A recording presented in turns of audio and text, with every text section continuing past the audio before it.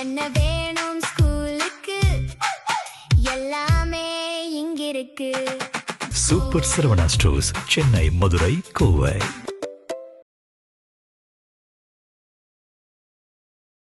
அந்த சமூகத்தவரை அந்த சமூகத்துக்கு மட்டுமே அமைச்சராக ஆக்குகிற போக்கு திராவிட கட்சிகள்ல மட்டும் இல்லை, இன்னும் தவக ஆட்சியிலுமே அது இருக்கு. ஏன்னா ஆட்சியிலும் பங்கு, அதிகாரத்திலும் பங்குங்கிறது அதிகாரப்பூர்வமான ஒரு முழக்கம் விடுதலை சிறுத்தைகளுடைய கட்சிக்கு. திமுக கூட்டணியில் இருந்தவரை அதை வெளியே வழங்க முடியாமல் முணங்கிக் கொண்டுதான் இருந்தார்கள். அந்த அளவு மிக மோசமா ஒரு மத்திய அமைச்சராக இருந்தவர், ஒரு கட்சியின் கொள்கை பரப்பு செயலாளராக இருந்தவர், 2G வழக்கில் இருந்தவர்,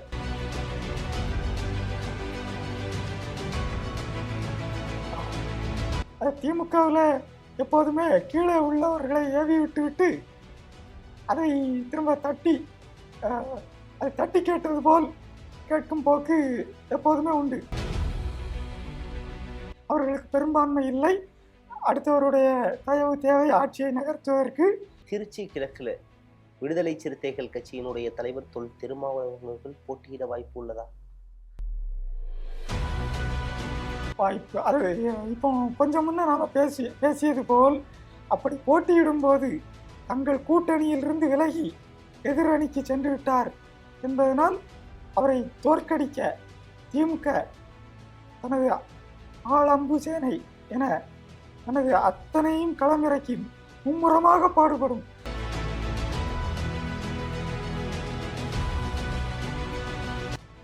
இடைத்தேர்தல்னாவே ஆளுங்கட்சி தான் ஜெயிக்குமே, இது ஊருக்கே தெரியுமே அப்படின்னு இருப்பாங்க. இப்போ ஆளுங்கட்சியா தமிழக வெற்றி கழகம் தானே இருக்கு. ஆளுங்கட்சி பல இடத்துல தோற்று இருக்கு, அதை நீங்க தெரிஞ்சுக்கிடணும். தமிழ்தாய் வாழ்த்து 3வது இடத்துல பாடப்பட்டுச்சு. ஆட்சிக்கு வரும்போதே தமிழை பின்னாடி தள்ளிட்டாங்க.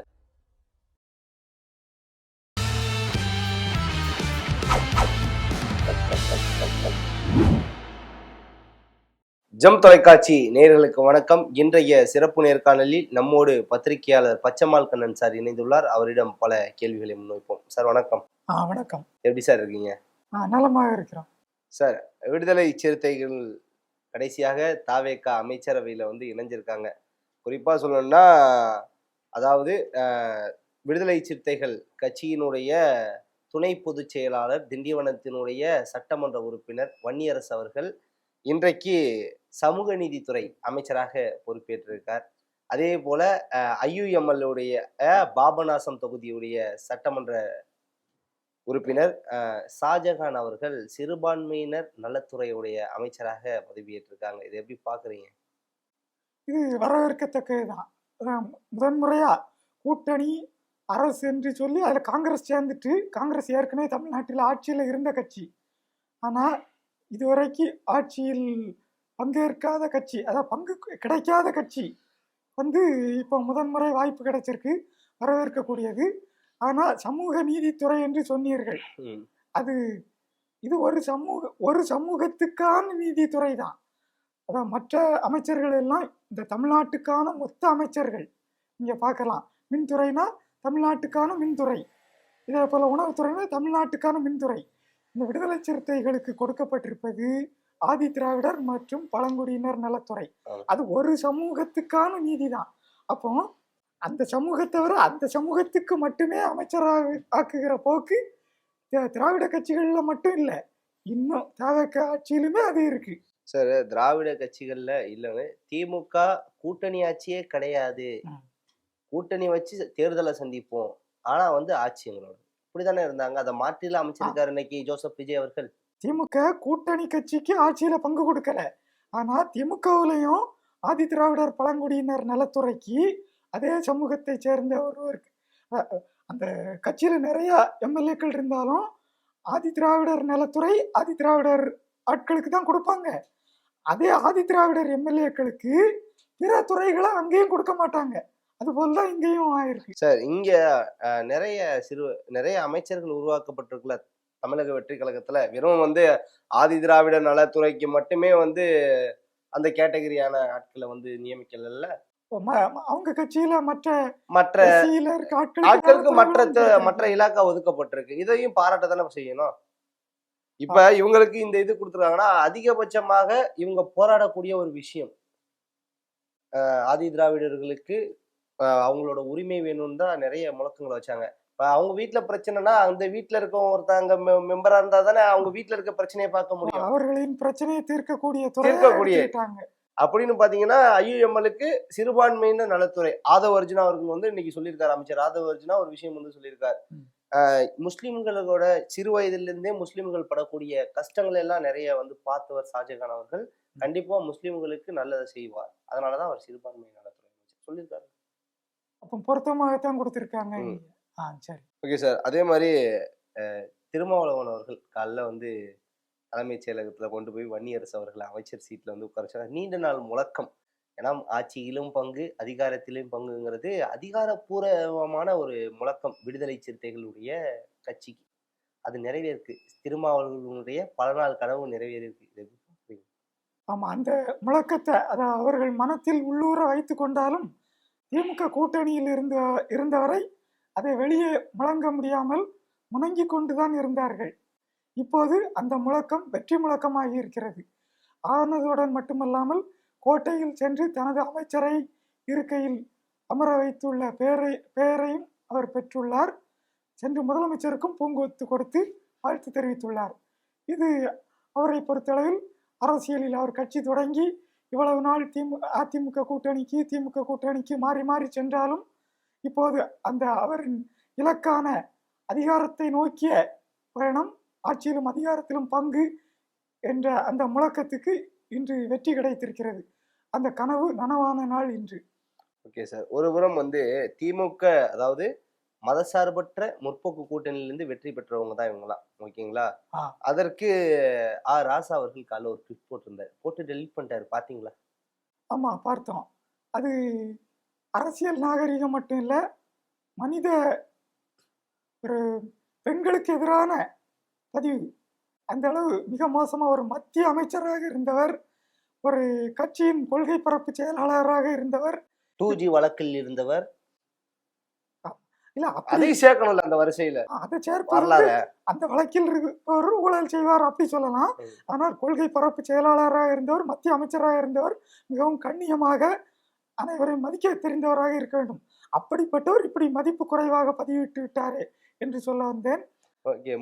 அதாவது முன்னாள் முதலமைச்சர் திமுகவினுடைய தலைவர் மு.க. ஸ்டாலின் அவர்கள் வந்து சொல்லியிருக்காங்க, யார் மனதையும் புண்படுத்துறது மாதிரி எந்த செயலையும் பண்ணாதீங்க. அந்த ட்விட் போட்டு டெலீட் பண்ண கொஞ்ச நேரத்துல ஒரு அறிக்கையை விடுறார். இது எப்படி பாக்குறீங்க? அது திமுகவில் எப்போதுமே கீழே உள்ளவர்களை ஏவி விட்டு அதை திரும்ப அதை தட்டி கேட்டது போல் கேட்கும் போக்கு எப்போதுமே உண்டு. கீழ்மட்ட தலைவர்கள் ஒருவரை வசை மாறி பொழிவார்கள். அது நிறைய மாநிலம் முழுவதும் அது அந்த வசை சென்று சேர்ந்த பிறகு மேலே இருந்து அதை தட்டி கேட்பவர் போல் இப்படியெல்லாம் செய்யக்கூடாது, நாகரிகமாக நடந்து கொள்ள வேண்டும், நமக்கு அறிஞர் அண்ணா போதித்த போதனைகள் கடமை, கண்ணியம், கட்டுப்பாடு, அந்த கண்ணியத்துடன் பேச வேண்டும், கட்டுப்பாட்டுடன் இருந்து கொள்ள வேண்டும் என்று பிறகு அறிவுரை கூறி தட்டி அதை அமைப்பது போல் அமைத்து விடுவார்கள். அதுதான் இன்றும் நடந்துள்ளது. Okay sir. இன்னைக்குதான் உண்மையான சமூக நீதி நாள் அப்படின்னு சொல்லிட்டு அமைச்சர் ஆதவ அர்ஜுனா சொல்லியிருக்காரு. குறிப்பா ஆட்சியிலும் பங்கு அதிகாரத்திலும் பங்கு அப்படிங்கிற வாக்குறுதியை முதல்வர் ஜோசப் விஜய் அவர்கள் நிறைவேற்றி உள்ளார். அதிகாரம் ஒருவரிடம் மட்டும்தான் இருக்கணுமா அப்படின்னு கேள்வி கேட்ட ஒரு திருமாவளவன் அவர்கள் அனைத்து கட்சிகளும் அமைச்சரவையில இடம்பெறணும்னு ஆசைப்பட்டார் நம்மளுடைய முதல்வர் ஜோசப் விஜய் அவர்கள் அப்படிங்கிறத ஒரு சுட்டி காமிச்சிருக்காரு. இதை எப்படி பாக்குறீங்க? இது அதாவது இவர் வந்து ஆட்சியிலும் அதிகாரத்திலும் பங்கு கொடுக்க வேண்டிய நிலைக்கு தேவைக்க வந்துவிட்டது. ஏனென்றால் 118 இடம் வந்திருந்தால் அதன் பிறகு கொடுத்தால் அவர்கள் பங்கு கொடுத்திருக்கிறார்கள் என்பதை கூட்டணிக்கு வந்திருந்தா கொடுத்திருப்பாங்க அப்படின்னு சொல்லல. ஒருவேளை தனி பெரும்பான்மை, அறுதி பெரும்பான்மை கிடைத்திருந்தால் அப்போது கொடுக்க மனம் இருக்குமா என்பது அது அந்த சூழலில் தான் பார்க்க வேண்டியது. இப்போதைக்கு அவர்களுக்கு பெரும்பான்மை இல்லை, அடுத்தவருடைய தயவு தேவை ஆட்சியை நகர்த்துவதற்கு. அதனால் அவர்கள் பிரிந்து சென்று விடக்கூடாது, நமக்குள்ளே கட்டி வைத்துக் கொள்வோம் என்றுதான் அமைச்சர் பதவிகளை கொடுத்து ஆட்சியிலும் அதிகாரத்திலும் பங்கு கொடுத்து பிடித்து வைத்துள்ளதாக கருதலாம். ஓகே சார், நீங்க எப்படி சொல்றீங்க?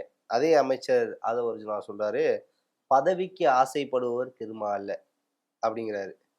ஏன்னா திருமா அவர்கள் நினைத்திருந்தால் தற்போது அமைச்சரவையில இடம் பெற்றிருக்கலாம். ஆனா அத அவர் பண்ணல. பதவி மேல திருமாவுக்கு ஆசை கிடையாது. கொள்கை மேல மட்டும்தான்.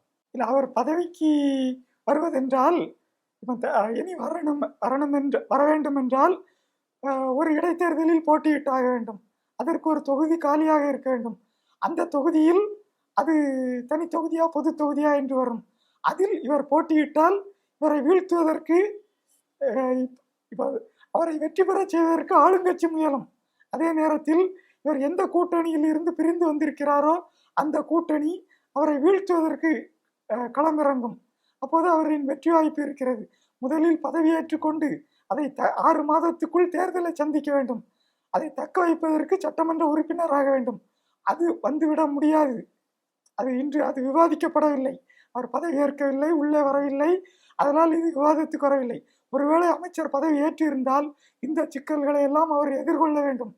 அப்போது தெரிந்திருக்கும், திமுக சமூக நீதி கட்சியா, இவ்வளவு நாள் நம்பி கூட்டணியில் இருந்தோமே, அது நம்மை இந்த அமைச்சர் பதவியில் தொடர்ந்து தக்க வைக்காமல் தோற்கடித்து விட்டதே என்றெல்லாம் எண்ணி குமைய வேண்டியிருக்கும். அந்த சூழல் வந்திருக்கும்.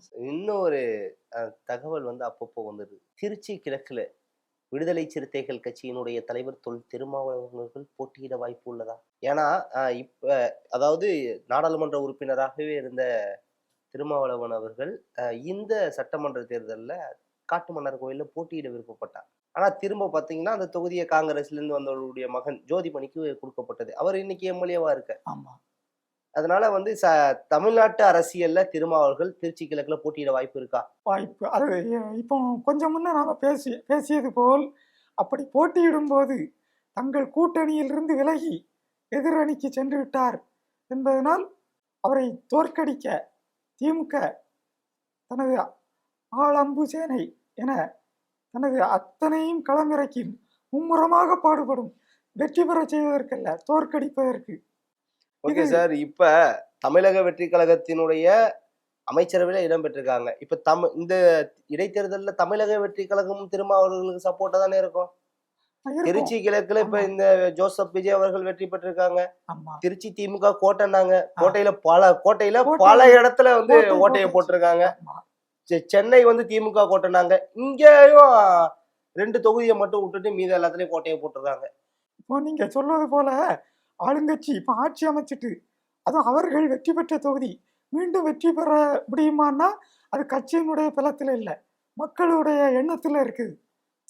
மக்களுக்கு இவர்கள் பண்ணுகிற இந்த பதவி வந்த பிறகு இவர்கள் நடந்து கொள்கிற வகை பிடிக்காவிட்டால், ஏனென்றால் நாளைக்கே தேர்தல் வரப்போவதில்லை. தேர்தல் இன்னும் பல மாநில சட்டமன்ற தேர்தலோடு அல்லது பல தொகுதிகளுக்கு சேர்த்து தேர்தல் ஆணையம் அறிவிக்கும். அது கிட்டத்தட்ட 6 மாதத்துக்குள் 6 மாதம் வரை இருக்கலாம். அதற்குள் மக்களின் எண்ணங்கள் மாறிவிட்டால் வெற்றி வாய்ப்பு கிடைக்காமல் கூட போகக்கூடும். ஏனென்றால் இப்போதே தமிழ்நாட்டில் தேவைக்கு வெற்றி பெறாத பல மாவட்டங்கள் இருக்கின்றன. ஒரு தொகுதிகளில் கூட வெற்றி பெறாத மாவட்டங்கள், கன்னியாகுமரி, நாகர்கோவில் எடுத்துக்கலாம். கன்னியாகுமரி, தென்காசி, நாகர்கோவில், கன்னியாகுமரி தான் நாகர்கோவில். ஆமா, இப்படி இருக்கு. அதனால நாம் ஏற்கனவே பெற்ற தொகுதி மீண்டும் அது நமக்கே தான் என்றெல்லாம் இருக்க முடியாது. அது அன்றைய சூழலை பொறுத்தது, களமிறங்கும் ஆளை பொறுத்தது, எதிர்கட்சியின் வலிமையை பொறுத்தது. அவர்கள் அந்த எதிர்கட்சிகள் 2 பேரும் கூட்டு சேர்ந்து கொண்டால், ஏனென்றால் ஈரோடு கிழக்கு இடைத்தேர்தலை பார்த்தோம். அப்போது ஒரு கட்சி அதிமுக போட்டியிடவே இல்லை. அதிமுக 1.5 கோடி தொண்டர்களை வைத்துள்ள கட்சி என்று சொல்லும். அந்த கட்சியின் தொண்டர்கள் திமுகவுக்கு எதிராக வாக்களித்திருந்தால் நாம் தமிழருக்கு அந்த வாக்குகள் சென்றிருக்கும். இல்லை, அப்போது அவர்கள் இருவருமே சேர்ந்து ஒரே கட்சிக்கு வாக்களித்துக் கொள்கிறார்கள். இப்படி எல்லாம் அந்த திருச்சி கிழக்கு தொகுதியிலும் நடக்கும். அது நாம் ஒரு கற்பனையாக சொன்னாலும் அது கடந்த காலங்களில் பல தொகுதிகளில் நடந்தவைதான். சார், நீங்க சொல்றதுக்கு ஒரு உதாரணமே ஒன்று சொல்லலாம்னு நினைக்கிறேன். தேசிய முற்போக்கு திராவிட கழகத்தினுடைய தலைவர், அதாவது கேப்டன் விஜயகாந்த் அவர்கள் சொல்லியிருப்பாங்க, இதே சட்டசபையில உட்காந்துட்டு, இடைத்தேர்தல்னாவே ஆளுங்கட்சி தான் ஜெயிக்குங்க, இது ஊருக்கே தெரியுமே அப்படின்னு இருப்பாங்க. இப்ப ஆளுங்கட்சியா தமிழக வெற்றி கழகம் தானே இருக்கு. ஆளுங்கட்சி பல இடத்துல தோற்று இருக்கு, அதை நீங்க தெரிஞ்சுக்கிடணும். ஆளுங்கட்சி தோற்றும் இருக்கிறது. அஹ், அதுக்கு அதுக்கு பல எடுத்துக்காட்டுகள் இருக்குது. Okay sir. அதே மாதிரி அம்பேத்கர் வழியில தான் தாவேகா அரசு வந்து செயல்படும். பெரியார், அண்ணா, அம்பேத்கர் கொள்கை வழியில தான் தமிழக அரசு வந்து இப்போ போயிட்டு இருக்கு அப்படிங்கிற ஒரு விஷயத்த சொல்லியிருக்காங்க. இது எப்படி பின்தங்கிய நிலையில உள்ள இஸ்லாமியர், கிறிஸ்தவரை முன்னேற்றும் பாதையில அமைச்சர் ஷாஜகான் வந்து செயல்படுவார் அப்படின்னு சொல்லிட்டு அதை ஒரு சில சொல்லியிருக்காரு. அமைச்சர் ஷாஜகானுக்கு உள்ள துறையே சிறுபான்மையினர் நலத்துறை. தமிழ்நாட்டை பொறுத்தளவில் சிறுபான்மையினர் என்றால் 2 மதத்தவர், அதாவது மத சிறுபான்மையினர் இங்கு பார்க்க வேண்டும். இது மொழி சிறுபான்மை, சாதி சிறுபான்மை இல்லை, மத சிறுபான்மையினர். கிறித்தவர்கள், முஸ்லிம்கள். கிறித்தவர்கள் முஸ்லிம்களை விட தமிழ்நாட்டில் அதிகம். அவர்களின் நலனையும் பார்க்க வேண்டும். அப்படியானால் இது அது அவர்களுக்குரிய துறைதான். அதில் இந்த வக்ஃபோர்டு நிலங்களை எல்லாம் பலரும் ஆக்கிரமித்து வைத்துள்ளதாக சொல்கிறார்கள். அதை எப்படி இந்து சமய அறநிலையத்துறை நிலங்களை பலர் பிடித்து வைத்திருந்த ஆக்கிரமிப்பில் இருந்து மீட்டார்களோ அதே போல் வக்ஃப் போர்டு நிலங்களையும் மீட்க வேண்டிய கடமை இந்த அரசுக்கு இருக்கிறது.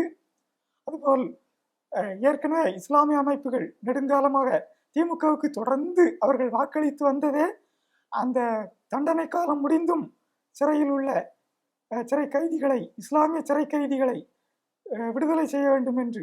அதை இப்போதும் மீண்டும் வலியுறுத்துவார்கள் என்று நினைக்கிறோம். Okay sir. அதாவது அதை இவர்கள் செய்யும் போது பெரும்பான்மையினரின் எதிர்ப்புக்கு ஆளாக வேண்டியிருக்கும். அதையும் நாம் கவனத்தில் கொள்ள வேண்டும். Okay sir. அதாவது திரு ஜோசப் விஜய் அவர்கள் தமிழ்நாட்டினுடைய முதலமைச்சராக பொறுப்பேற்கும் போது தமிழ்தாய் வாழ்த்து 3வது இடத்துல பாடப்பட்டுச்சு. ஆட்சிக்கு வரும்போதே வந்து தமிழை பின்னாடி தள்ளிட்டாங்க அப்படிங்கிற ஒரு விமர்சனம் வந்துச்சு. நேற்று அமைச்சரவையிலையும் 3வது இடத்துல தான் பாடப்படுது. இன்று அமைச்சரவை விரிவாக்கத்திலையும் 3வது இடத்துல தான் பாடப்படுது. தொடர்ச்சி விமர்சனம் வைக்கிறாங்க. இதை எப்படி பார்க்குறீங்க? இது பார்ப்பது இப்போது இல்லை, இதுக்கு 60 ஆண்டு வரலாறு இருக்கு. இந்த திராவிட கட்சிகள் இருமொழி கொள்கை, அதாவது மும்மொழி வேண்டாம், இந்தி வேண்டாம், ஆனால் ஆங்கிலம் வேண்டும் என்றார்கள். ஆங்கிலம் வேண்டும் தான், அது ஒரு தொடர்பு மொழியாக, பிற நாடுகளுடன் தொடர்பு கொள்ள மொழியாக, இந்தியாவில் நடுவண் அரசுடன் தொடர்பு கொள்ளும் மொழியாக, பிற மாநிலங்களுடன் தொடர்பு கொள்ளும் ஒரு மொழியாகத்தான் அது இருக்க வேண்டும். ஆனால் இந்த திராவிட அரசுகள் இதை தமிழ்நாட்டுக்குள்ளே ஆட்சி மொழியாக, அலுவல் மொழியாக, மக்களுடன் தொடர்பு கொள்ளும் மொழியாக இப்படி ஆங்கிலத்தை வைத்து கொண்டார்கள். இந்த தமிழ்நாட்டின் உலகில் 10 கோடி மக்களால் பேசப்படும் தமிழ் மொழியை, தமிழ்நாட்டில் 8 கோடி மக்களால் பேசப்படும் அந்த தமிழ் மொழியை 2ஆம் இடத்துக்கு தள்ளிவிட்டார்கள். அது இருக்கும் இடமே இப்போ தேடி கண்டுபிடிக்க வேண்டியுள்ளது. நீங்கள் நகரங்களில் போய் பார்த்தால் பல பெயர் பலகைகளில் பார்த்தால் தமிழே இல்லை. அதுபோல்தான் அரசின் அரசாணைகள் இப்போது அடுக்கடுக்காக வந்து கொண்டிருக்கிறது. அரசாணைகள், துறை ஒதுக்கீடு, அது இது என்று எதிலுமே தமிழ் இல்லை. இது திராவிட கட்சிகளில் காலத்திலே வந்துவிட்டது. அப்போது ஆங்கிலத்தை முதலில் வைத்து தமிழை 2ஆம் இடம் வைத்திருந்தார்கள். இந்தியை எதிர்க்கிறோம் என்றார்கள். எதிர்ப்பெல்லாம் வெளியேதான். அவர்கள் நடத்தும் பள்ளிகளிலேயே இந்தி இருக்கிறது. அதை பாஜக தலைவர்கள் பலமுறை பட்டியல் போட்டு சுட்டி காட்டிவிட்டனர். அதை இவர்கள் மறுக்கவும் இல்லை. இப்போது தேவைக்க முதன்முறை ஆட்சிக்கு வருகிறது.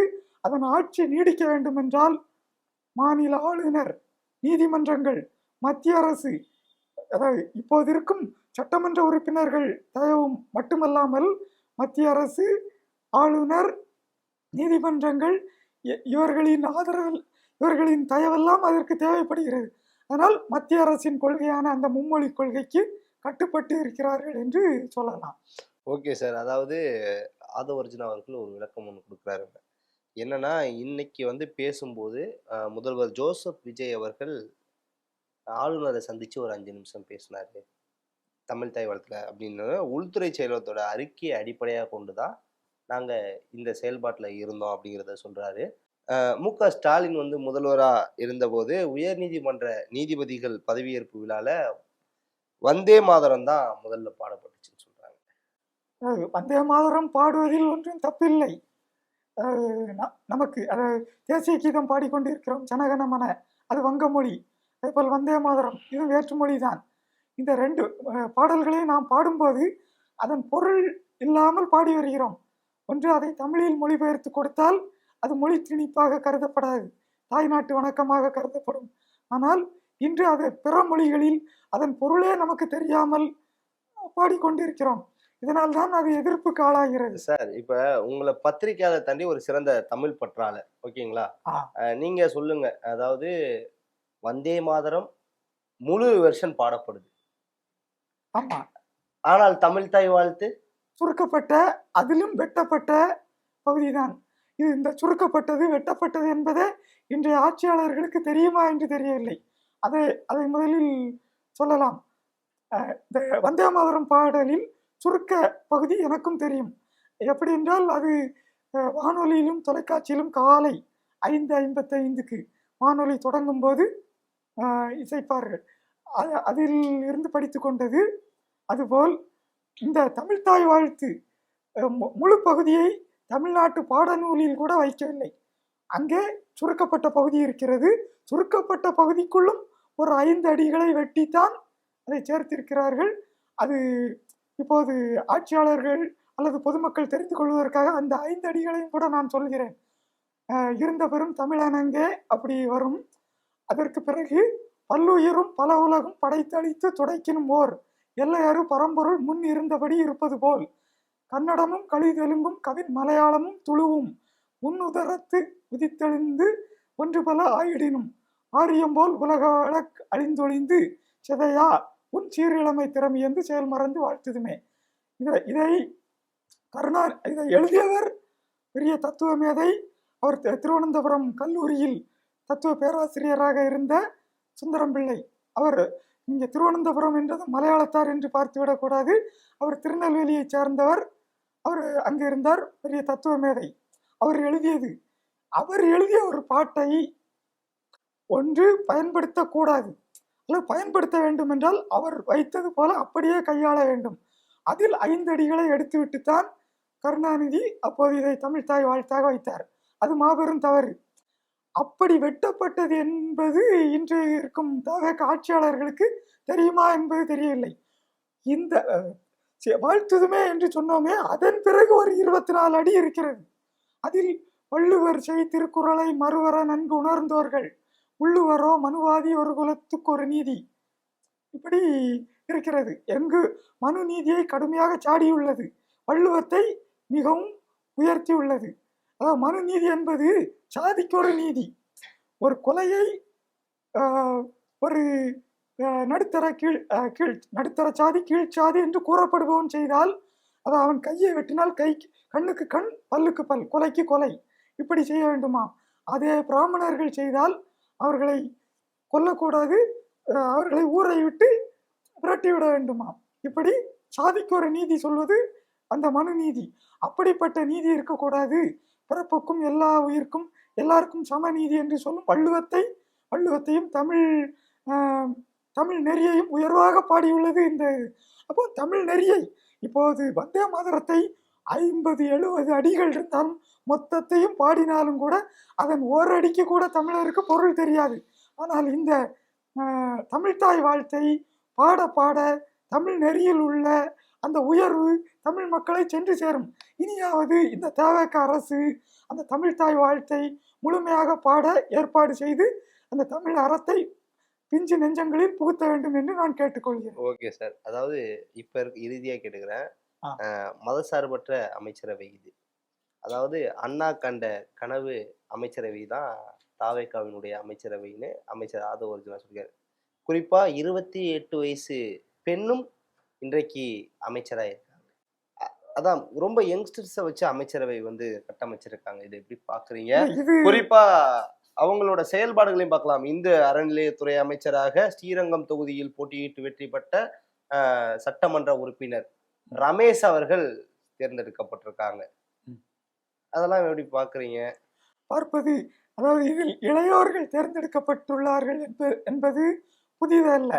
அது ஏற்கனவே ஆட்சியாளர்களின் ஏற்கனவே பல அரசியல் கட்சிகள், குடும்ப கட்சிகள், மத்திய அமைச்சர்களாக இருந்தவர்கள், ஏற்கனவே பெரும் பெரும் தலைவர்கள் அவர்களின் பிள்ளைகளை இல்லை பேரன் பேத்திகளை இப்படியெல்லாம் இளம் வயதில் களம் இறக்கி இருக்கிறார்கள். இ- ஆஹ் அது அசாமில் ஒரு முன்னாள் மத்திய அமைச்சர், அவருடைய அகதா சங்மா, PA சங்மா, முன்னாள் மக்களவை தலைவராக இருந்தவர், அவருடைய மகளை 27 வயதில் மத்திய அமைச்சர் ஆக்கினார்கள் ஐக்கிய முற்போக்கு கூட்டணி அரசில். சார் அது அதுபோல் எந்த அரசியல் பின்புலமும் இல்லாத பல ஆ, பேர் அமைச்சரா இருக்காங்களே. அதைத்தான் சொல்ல வந்தேன்.